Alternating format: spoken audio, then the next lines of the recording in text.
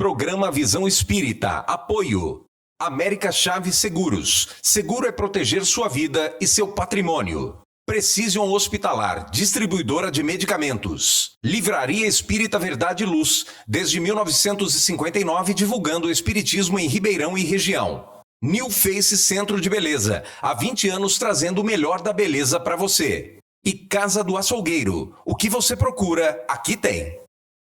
O programa Visão Espírita lhe convida para uma conversa e um esclarecimento e uma informação sobre o axioma da ação e reação, Deus, reencarnação. Venha conosco, fique conosco.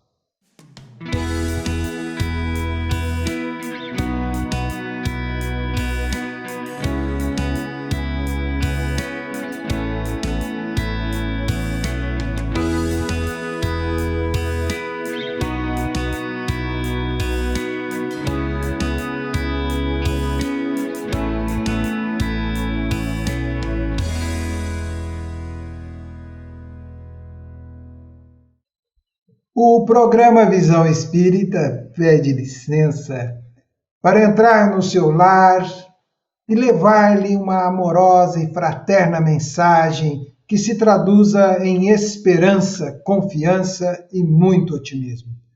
O programa Visão Espírita tem a grata satisfação de receber o professor universitário, coordenador da Liga de Pesquisadores Espíritas, diretor do Departamento de Doutrina da União das Sociedades Espíritas de São Paulo, presidente da União das Sociedades Espíritas da região de Campinas, palestrante Marco Milani. Bem-vindo ao programa Visão Espírita, Marco.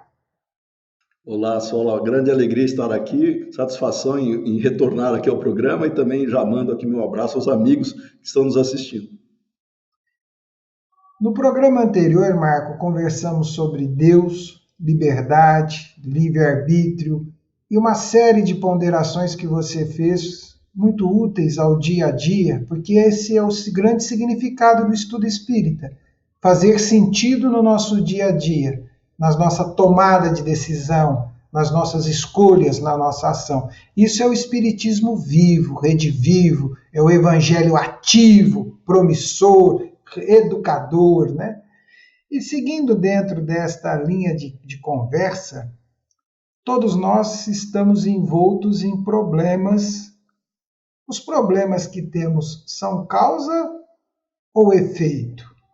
Se são causas, por quê? Se são efeito, por quê?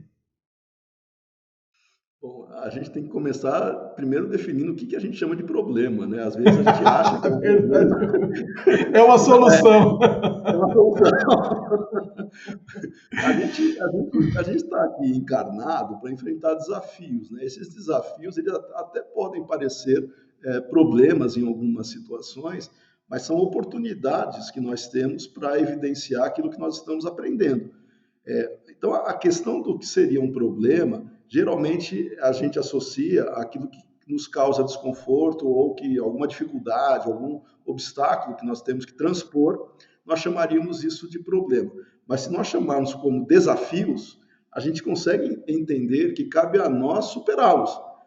A questão se é causa ou efeito está relacionada muito mais a qual é a nossa perspectiva sobre essa situação, se nós entendermos que esses desafios eles são oportunidades valiosas para nós conquistarmos não só aspectos morais, mas também desenvolvermos a inteligência, isso deixa de ter uma característica problemática no sentido negativo, para colocá-lo mais como essa oportunidade de desenvolvimento, e isso seria uma necessidade. Então, essa questão de causa e efeito, ela se dá mais dentro de uma ótica específica, pontual, o que gerou alguma coisa, né? Aí seria a causa. Qual é a consequência disso, né? Como efeito. Mas a dinâmica que nós temos na encarnação, ela é constante. Então, esse dinamismo, se nós olharmos como causa ou como efeito, ele perde um pouco o sentido na sua totalidade. São necessidades que nós vivenciamos para nos descobrirmos, nos autodescobrirmos muitas vezes, mas para nós colocarmos em prática aquilo que nós temos que aprender, aquilo que nós estamos aqui para vivenciar. Então, o efeito maior da vida é o desenvolvimento individual, o desenvolvimento espiritual na sua jornada, né, do espírito. Mas a causa em si, ela já foi dada há muito tempo atrás, que nós carregamos o germe dessa evolução. Então, a causa está em nós. Tudo que nós vivenciamos, a causa está em nós e não no outro. Cabe a nós aproveitarmos as situações que o contexto nos dá para aprendermos com isso e nos melhorarmos. Sabe, Marco, eu fiz essa proposta, essa provocação, porque existem situações no nosso caminho que nos fazem sofrer. E nós só vamos entender isto e compreender melhor isto quando estamos imersos nessas realidades, né, que podem mudar a nossa vida de um segundo para o outro, né? Tal é a fragilidade humana, tal é a fragilidade do corpo, que o momento seguinte, as situações podem se alternar e se alterar abruptamente. E muitos de nós já passamos por experiências dessa natureza que nos causaram traumas e dramas e situações das mais diversas, né? Exatamente. Então é nesse sentido que vem a outra reflexão, né? Como é que a gente consegue, por que será que a gente só consegue perceber as coisas, as situações, dentro desse momento de surpresa, de dor? Porque quando o vento é favorável, o barco vai tranquilo, parece que a gente se distancia, se distrai, né? E acha que tudo é assim. É da nossa natureza espiritual essa situação, esse comodismo de lidar, né? Como é que o Espiritismo alerta-nos, abre os nossos horizontes, torna os nossos olhares mais atentos, nosso ouvido mais perceptivo, né? O que o Espiritismo nos ajuda nestas reflexões? É uma questão excelente. Aí a gente até pode remontar o papel do Espiritismo nesse processo de descoberta que nós temos dessa nossa realidade. Se nós fizermos uma consulta rápida aí no Evangelho segundo o Espiritismo, no capítulo 1, onde encontramos ali 3 marcos importantíssimos para a evolução do conhecimento, né? Moisés, Cristo e o Espiritismo. E o Espiritismo sendo colocado aí não como uma proposta revolucionária por si só, mas como um aprimoramento do conhecimento já existente e num desvendar desta realidade conforme o nosso grau de maturidade. Porque na época de Moisés, né, com a ideia de Deus único, essa ideia de Deus único, ela foi para a época, né, importante e revolucionária naquele contexto, para fazer o contraponto com a referência maior que nós teríamos e apresentar um Deus que efetivamente poderia nos ajudar a ter um conhecimento dessa realidade, né, ou o que faz com que exista tudo isso. Já Jesus nos mostrou esse mesmo Deus, mas um Deus de amor, não o Deus Senhor dos Exércitos, mas um Deus de amor. E o Espiritismo nos traz uma reflexão que o próprio Jesus já tinha prometido, né? Que ele rogaria ao Pai para enviar o Consolador prometido, que poderia fazer e esclarecer tudo o que ele estava ali dizendo e outras coisas, porque nós não tínhamos capacidade para compreender na sua plenitude também. O Espiritismo atua como o Consolador prometido, não que ele seja exclusivista, não é fora do Espiritismo não há salvação, não é nada disso, é fora da caridade não há salvação. Mas o Espiritismo atua como Consolador prometido porque ele vem, usando a palavra, né, esclarecer e consolar efetivamente as nossas principais angústias e dores relacionadas à concepção da justiça e do porquê estamos aqui, quem somos, para onde iremos, as questões filosóficas mais pertinentes e intrigantes, né, que são essas 3, quem somos, de onde viemos, para onde iremos. O Espiritismo responde e isso nos consola, isso nos ajuda a enfrentar os desafios e as dores, como você lembrou muito bem, que eventualmente nós passamos agora, dores que nós não procuramos conscientemente, elas podem surgir como reflexo de nossa conduta, mas nos ajuda também a despertar, e ele nos consola, nos dando uma expectativa de vida futura muito mais consciente e racional do que simplesmente uma promessa de que tudo vai melhorar. A fé raciocinada que o Espiritismo nos proporciona é ela que vai fazer com que nós tenhamos a certeza de que todos os desafios e dores e sofrimentos que nós estamos enfrentando, a maneira que nós enfrentarmos isso é que vai efetivamente nos trazer felicidade.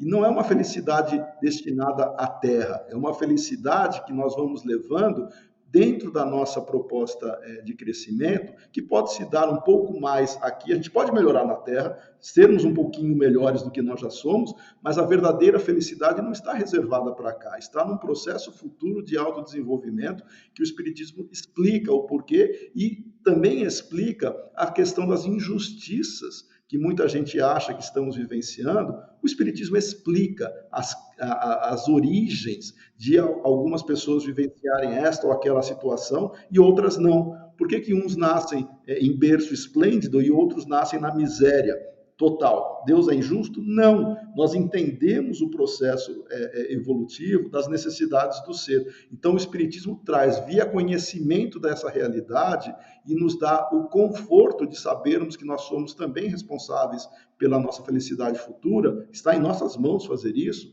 mas conforme a capacidade de cada um. Nada é mais pesado que os nossos ombros. Isso os Espíritos nos colocam. As dores e dificuldades que nós enfrentamos, elas são proporcionais àquilo que nós já temos capacidade para enfrentar. Ninguém vivencia um momento difícil à toa, ou porque é injusto, é porque ele tem força para superar isso. Por mais doloroso que possa parecer, ninguém gosta de vivenciar dor, ninguém quer passar por isso, mas a gente tendo a certeza de que isso está de acordo com a nossa capacidade de enfrentar isso, esse desafio, e superar, nós nos tornamos mais confiantes para o futuro e esperançosos. Então o Espiritismo é o manancial que nos dá essa alegria de viver mesmo diante das dores. Sabe, Marco, o Espiritismo nos dá o horizonte, né? Nos dá o amanhã, né? A vida futura. Mas o Espiritismo nos traz também o ontem, a reencarnação, né? Como uma explicação clara para cada um de nós desse princípio básico. E falando em reencarnação, será que é possível a reencarnação, ela é só um efeito ou ela também é causa? Em que momento a reencarnação é efeito? E em que momento ela é causa? Porque quando olhamos para ela, às vezes a gente fala, não, mas isso é reencarnação. Não, pera, não é só reencarnação. Tem um conjunto de evolução implícito nesse processo. Aonde que ela é efeito, aonde que ela é causa? Uma vez que nós já vivemos, segundo espíritas, né, várias vidas. E isso caberia um outro papo, várias vidas, várias personalidades, né? Eu fico imaginando como é que elas vão se entender um dia. Mas... É interessante a questão, porque a reencarnação em si, ela é condição evolutiva, né? Mas ela é reflexo dos nossos atos nessa trajetória, nesse processo. Então ela é efeito, não a reencarnação em si como processo, mas é efeito o contexto que nós estamos vivenciando, porque depende justamente dos nossos atos anteriores, a sinalização do que nós vamos enfrentar para continuarmos a desenvolver. Então, ela tem essa abordagem, tá? Ela é condição, aí ela não é nem causa nem efeito, ela é condição necessária para a evolução, mas as características da reencarnação, aí entra exatamente no que você está falando. Nós vamos receber os efeitos do que nós fizemos no passado para a nossa continuidade evolutiva, e o que nós estamos fazendo hoje é causa daquilo que nós vamos enfrentar lá na frente, dentro dessa condição natural de ter que reencarnar enquanto nós não atingirmos, né, o grau de espíritos puros. Essa necessidade, ela é causa e efeito, conforme também nós identificamos os reflexos do passado e o que nós estamos gerando lá para o futuro. Sabe, Marco, eu fico pensando, dividindo com o nosso amigo e com a nossa amiga telespectadora, né? Nos ajuda muito a reencarnação. né? Porque você para de vez em quando e fala, peraí, o que será que eu fiz ou deixei de fazer que se apresenta hoje, quando você olha a tua existência, né? E também te ajuda, como é que será que tudo que eu estou fazendo se apresentará amanhã? Então, isso nos conforta, né? Nos acolhe, nos ajuda a entender algumas situações. Mas até para que a gente possa entender essa lei de causa e efeito que a reencarnação nos mostra, né? Será que ela é semelhante a uma pena de talião, olho por olho, dente por dente? O apóstolo Paulo, na Epístola aos Gálatas, capítulo 6, versículo 7, escreve assim: não vos enganeis, Deus não se deixa escarnecer, pois tudo que o homem semear, isso também catará. E eu vou no dito popular, quem com ferro fere, com ferro será ferido. Como explicar isto? Kardec teve essa questão também. Esse Kardec, meu amigo, deu um trabalho para esses espíritos. Ele sabia das coisas. Kardec perguntou, justamente pegando uma frase de Jesus, mas ele pegou, na mesma linha que você está falando, Zó, ele pegou aquela frase de Jesus, aquele que pela espada fere, pela espada será ferido, né? Ele perguntou se essa relação não seria a evidência da lei de Talião, né? Que era justamente a questão do olho por olho, dente por dente. E os espíritos responderam nessa questão, que eu recomendo a todos aí para depois consultarem. Não foi só aí nesse trecho, tem outras passagens também das obras de Kardec que ele cita, mas com o mesmo significado. A lei de Talião significa justiça de Deus. Só que essa justiça de Deus é diferente da justiça dos homens. Nós trazemos esse conceito de proporcionalidade, e não foi da época antes de Jesus, nós já tínhamos essa ideia de talião, até a origem da palavra, né? Se nós identificarmos latina dela, né? Que é a lex talionis, né? Que justamente, já se tinha o conceito de, dada uma agressão, o pagamento ou a reação seria proporcional a essa agressão. Não podia nem ser maior nem menor, né? Mas dizem, né, segundo as fontes históricas aí, que o primeiro a usar esse conceito foi o Hammurabi, no famoso Código de Hammurabi, lá em 1750 a.C., no Código de Hammurabi já existia essa lei chamada de talião, ou essa relação de talião, de que conforme a pessoa tivesse prejudicado ou feito alguma coisa negativa, ela receberia proporcionalmente como punição aquilo que, na mesma medida, né, aquilo que ela fez. E daí foi com o tempo. Essa origem da palavra talião, ela é interessante porque você receber algo proporcional ao que você fez faz sentido. Ela tem esse conceito de justiça. Entretanto, nós podemos trazer uma outra reflexão. Agir bem atenua ou elimina consequências negativas do passado. Quando Jesus disse a cada um segundo as suas obras, ele estava falando exatamente isso. Cada um vai receber conforme as suas obras. É a questão do mérito, inclusive, só que aí não é só a parte negativa, também tem a parte positiva. E a ideia, ainda outra frase de Jesus, que o amor cobre uma multidão dos chamados pecados. Agindo bem, nós já estamos iniciando um processo de reharmonização e compensando ações negativas do passado. E isso, aí sim, ele vai contra, né, esse conceito, a assumir olho por olho, dente por dente, porque senão nós estaríamos presos em receber algo exatamente como nós fizemos, sem a característica da justiça divina implícita. Então, a justiça divina, ela é muito mais do que a justiça dos homens. Ela dá a cada um segundo as suas obras, só que ao agir bem, nós também recebemos coisas boas, e isso vai efetivamente contribuindo para que as consequências negativas do passado também sejam alteradas, sejam atenuadas ou até eliminadas. Ou seja, o amor cobre uma multidão dos chamados pecados, mas, e aí eu reforço ainda essa característica, não quer dizer que não seja justo esse tipo de relação nas leis dos homens. Ela tá? Que fique muito claro isso. Mas na questão espiritual, o agir bem tem que entrar na conta também. Na lei dos homens, isso daí está muito vinculado à punição, a castigo, mas não a receber algo benéfico.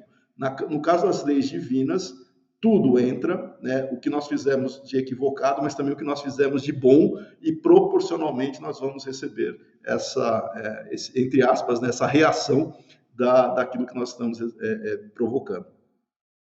Engraçado, né, Marco? Você tocou num ponto muito importante. Não por vaidade, né? Não por orgulho ou por qualquer coisa, mas fazer o bem faz bem, né? Muito. Fazer o bem faz bem. Sem pretensão de colher algo, mas fazer o bem, pela simples alegria de fazer o bem, de fazer a sua parte, né? E é isso, nós vamos mudando um pouco o conceito de sociedade, o conceito de relação, né? Sorria, independente se alguém não sorriu, mas um sorriso de bondade, né? Essas coisas vão fazendo diferença no nosso dia a dia, né? Inclusive, posso fazer um comentário rápido? Porque nessa relação que você comenta, eu tenho só uma situação que a gente pode também colocar para reflexão para os nossos amigos. Kardec, ele tem alguns textos, né, onde ele faz a necessidade da caridade, da prática da caridade, como essa proposta libertadora que nós temos. Só que a caridade, ela é voluntária, ela não é imposta, ela é voluntária, ela é espontânea. E é exatamente o que você falou, Zola, fazer o bem por fazer o bem e não esperando ou tendo um interesse outro que não seja natural. E no caso da sociedade, naquele texto, ele tem no Evangelho tem uma passagem assim, mas eu vou citar um texto que está publicado em Obras Póstumas, que é o Liberdade, Igualdade e Fraternidade, onde ele diz o seguinte, já pensando em sociedade, não basta decretar a fraternidade e inscrevê-la numa bandeira. É necessário primeiro mudar o coração dos homens. Ou seja, não adianta alguém decretar, a partir de hoje todo mundo tem que ser bom. Porque se não for bom, vai ter consequências, né? Isso não funciona. Então, qualquer ideia que se tenha de querer impor um comportamento involuntário para as pessoas agirem moralmente dessa daquela maneira, segundo os próprios espíritos, isso cria uma situação uma geração, né, de aparência. Você cria um momento de hipocrisia, onde você aparenta ser algo que você não é efetivamente. Na primeira oportunidade, isso aflora. Então, qualquer tipo de elemento social, isso a gente tem na história vários, né? São muitas experiências sociais que foram feitas, das pessoas criarem colônias ou comunidades alternativas, vivendo com relações sociais e econômicas diferenciadas. O orgulho e o egoísmo foram os primeiros a minar qualquer uma dessas experiências, porque dependia do comportamento ético e entre aspas, sem interesse do próximo. E não existe isso ainda hoje. Então, não adianta a gente querer decretar fraternidade, a partir de hoje todo mundo vai agir dessa ou daquela maneira, se não mudar o coração dos homens. E isso se muda com conhecimento da nossa realidade, e o Espiritismo atua individualmente, não com reflexo coletivo, mas não é o contrário, diferente de materialistas que querem decretar, né? Querem impor uma sociedade onde todo mundo é igualzinho e tem que se comportar, aí sim, como robôs. Isso não existe, não funciona, em lugar nenhum do mundo isso deu certo. Só gerou problemas, aí com o nome exato, né? Problemas seríssimos e graves de comportamentos. Marco, a conversa é agradável. Nós estamos caminhando para o encerramento deste programa Visão Espírita, né? Falando do axioma da ação e reação, da lei de causa e efeito, né? Que isto vai nos trazendo horizontes, né? O efeito depende muito da nossa causa e e o efeito gera uma nova causa, né? Que é interessante, né?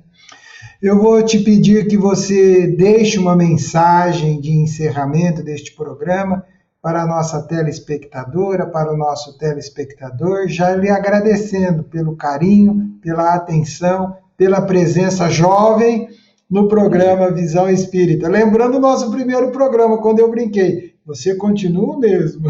Não, não. Gostaria, mas o tempo passa. Quero agradecer a oportunidade aqui mais uma vez, dessa conversa agradável, fraterna aqui que nós tivemos.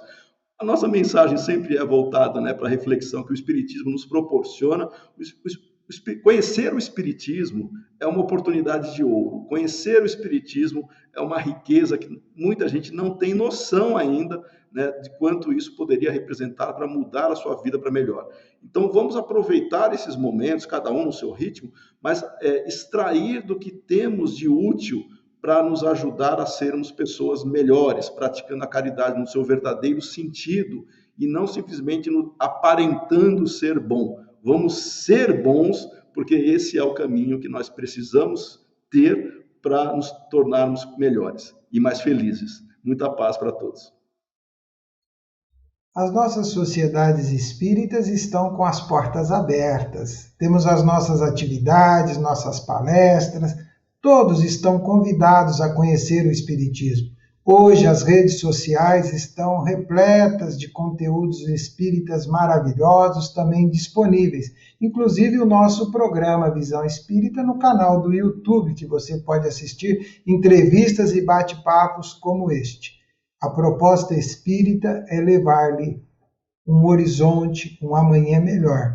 Lembrando que o amanhã depende do hoje, como o hoje dependeu do ontem. Se teve o bem, teve o amor, teve a presença de Deus, coisas boas sempre acontecem. Até o próximo programa Visão Espírita.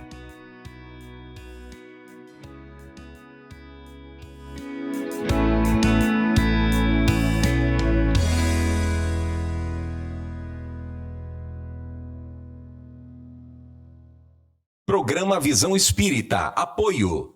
América Chaves Seguros. Seguro é proteger sua vida e seu patrimônio. Precision Hospitalar, distribuidora de medicamentos. Livraria Espírita Verdade e Luz, desde 1959 divulgando o espiritismo em Ribeirão e região. New Face Centro de Beleza, há 20 anos trazendo o melhor da beleza para você. E Casa do Açougueiro, o que você procura, aqui tem.